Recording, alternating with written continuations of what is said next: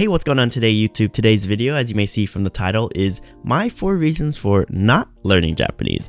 So, as you may know from my channel, I'm all about learning Japanese and how you can optimize different ways and how I'm doing it at the current moment. But how about some reasons for not learning Japanese?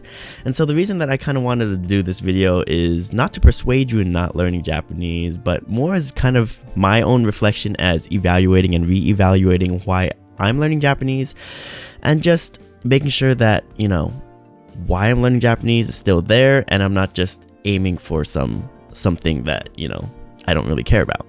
And so that's my main motivation for that. And without further ado, let's go ahead and jump into my reasons. Alright, so my first reason is if you want to learn languages, I wouldn't recommend starting with Japanese. And so I have a couple of points here. One of the main things is that if you're an English speaker, the relative difficulty between Japanese and learning the other languages, can be a much wider gap. So the main reason is English speakers have a different sentence structure, and as well it's a completely different alphabet. So if you want to do it as like your third or fourth language, I think Japanese would be awesome for that, as you kind of already know what the language learning process looks like. But a big off-putting thing about Japanese in the beginning for learners is that the alphabet's completely different and the sentence structure is completely different. And I'm just speaking for English speakers. And so learning the hiragana and learning the kanji, the katakana, all that stuff can be a little bit difficult in the beginning and might, you know, put you off from learning languages if you start with Japanese. So that's that point, and with that we're going to jump into the second one. If there's nothing attaching you to the language, and so I think this is a really important point. If there's nothing really attaching you to learning Japanese, unless you have like a godlike level of patience and tenacity, I think there's no reason, that you should learn Japanese. The big point here is that if you don't have anything that attaches you to like Japanese media, content, anime, friends, a girlfriend, or, you know, even a job, then you're gonna really have no motivation. And I think 99% of the people that don't have motivation will drop something that they're doing in their free time. Of course, you know, there are certain things that we do that we don't want to do but have to do, and that's not considered in this point. But if it's in your free time, you're most likely going to drop it if you have no recurring motivation, and that recurring motivation comes from the said attachments in Japanese.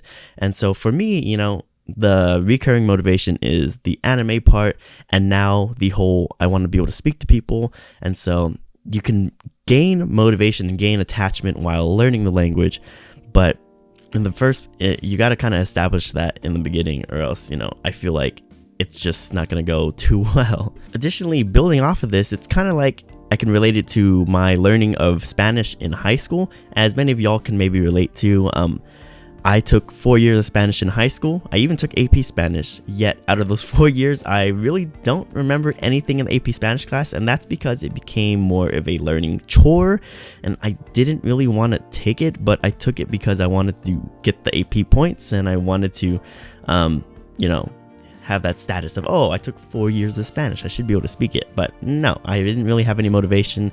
I didn't consume any Spanish content, and most of my friends that spoke Spanish, we just spoke English, as that made our lives easier. So I wasn't really motivated, and henceforth I didn't learn that much at all. And so, you know, it's kind of one of those things, like, if you treat it as a chore, then why would you want to do it in your free time, right? And so yeah, that's kind of one thing. You need something that attaches you to the language, or else it's gonna become a chore. And so the last 2 points that I have kind of build upon each other, but the first one is you're too busy and don't have at least 2 hours of immersion per day. And so what I mean by this is the 2 hours you have spending for learning language, you don't have an hour for active and an hour for passive, or at best 2 hours of active immersion. And so the difference between active and passive: active, you're consuming the language, you're focused, you're looking things up, while passive, you're still listening to it, you're hearing what's happening, but you're doing some other task, like, you know, laundry, you're working out, or you're like doing dishes or something like that. And so the biggest thing is that, you know, you need at least 2 hours a day, in my opinion, because language learning takes time. And so if you're planning on speed running it, like you may see, you know, online, these cases where people have quote unquote speed run language in a year and a half to a year, they're spending like 6+ hours a day dedicated to learning the language, even more at times. And that's because they have a lot of time to either learning language or it kind of becomes their life. And that's those cases where you see people learning the language, picking it up really, really quickly to a high level, but not necessarily the native level, but definitely conversational and definitely being able to get around in the language. But that's by spending tons of time with the language.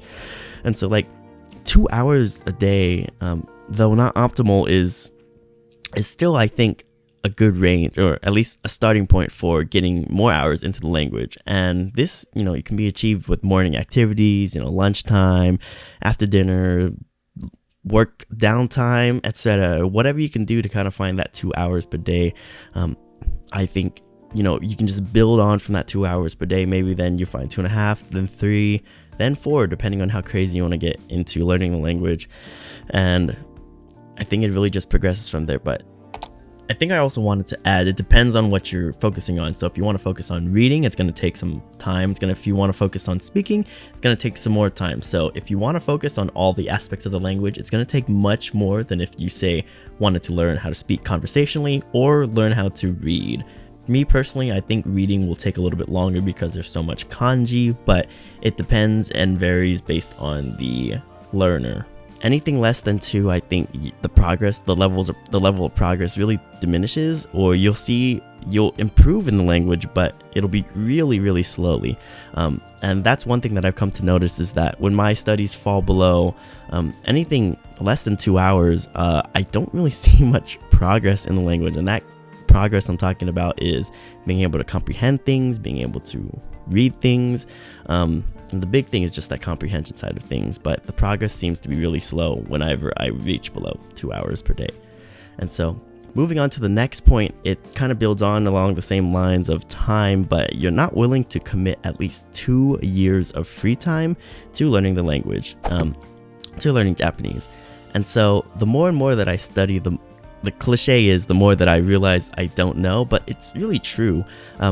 The more that I try to get into, higher level content, the more I stop understanding things, and it's just a never-ending battle for comprehension and just increasing my vocabulary and my comprehension of the sentence structures of the language. And so I think the key point here is that language learning is a slow and additive process. It takes time, and the realistic expectation is that for a busy person, it's gonna reflect at least 2 years, in my opinion. Like, take this Wikipedia estimate, for example. Learning Japanese to the level of N1, JLPT N1, based on research from the Japanese Language Education Center, it takes non-kanji languages anywhere between 3,100 hours to 4,500 hours to reach the JLPT N1 level. And that means you pass the JLPT N1 test. And so if you take the amount of time, the 2 hours per day, and you plug it into this formula I made for the amount of time it's going to take you, you take 3,100 hours, this is the minimum, 3,100 hours divided by 2 hours per day, divided by 365 days in a year, and you get 1.2 years. You get 4.2 years to reach that N1 level. Now, if you take the upper bounds at 4,500, you do the same calculation. Now you get 6.1 years to learn to the JLPT N1 level. Now, I think these are pretty liberal estimates, in my opinion, depending on what type of method you're using, but I still think it's going to take in the ballpark between 3,000 or so hours to learn Japanese to a high level proficiency. And so if you only have 2 hours per day, if you just do that simple formula, the time you need divided by the amount of time you're willing to spend in a day divided by the amount of days in a year, you get a rough estimate on how long you're going to be trying to learn the language. And so that's not to demotivate you to learn the language, it's just more of a realistic outlook on what your end goal should be and something that you should push for. So it's a very key important aspect, in my opinion, to be able to reevaluate your goals and to see and just kind of test at what levels you may be throughout your language learning journey. And so those are the 4 points that I had for this video. I think I'm going to make a follow-up video for 4 reasons I think you should learn Japanese. And yeah, stay tuned for that video. But this is my 4 reasons that you shouldn't learn Japanese, and that's just coming from my reflection and reevaluation on my Japanese learning process and why I'm actually learning Japanese. And so if you enjoyed today's video, please leave a like or comment down below on, you know, what you think about this topic on learning Japanese as a whole. And if you didn't like it, dislike the video. I don't really mind, you know, it helps me gauge on what videos you all might like. So as always, good luck in your studies out there, and I'll see you again in a future video.